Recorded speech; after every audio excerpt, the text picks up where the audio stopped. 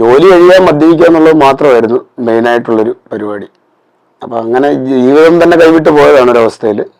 അങ്ങനെ എല്ലാവരും നമ്മൾ ഒരിക്കലും രക്ഷപ്പെടത്തില്ലെന്ന് എൻ്റെ നാട്ടുകാരും വീട്ടുകാരും വൈഫ് ഒഴിച്ച് ബാക്കി എല്ലാവരും തീരുമാനിച്ചതാണ്.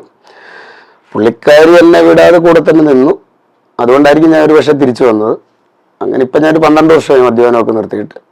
അതിനുശേഷം വീണ്ടും വർക്കൗട്ടിലേക്ക് തിരിഞ്ഞു.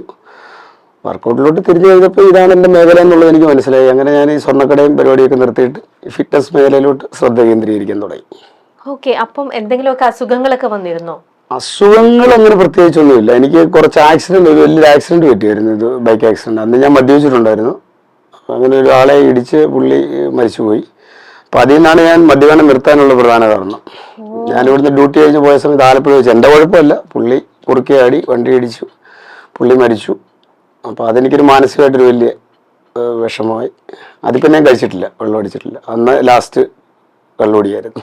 അപ്പോൾ അങ്ങനെ ഒരു ഇൻസിഡന്റ് വന്നതിന് ശേഷമാണ് ഞാൻ മദ്യപാനം പൂർണ്ണമായിട്ട് നിർത്തിയത്.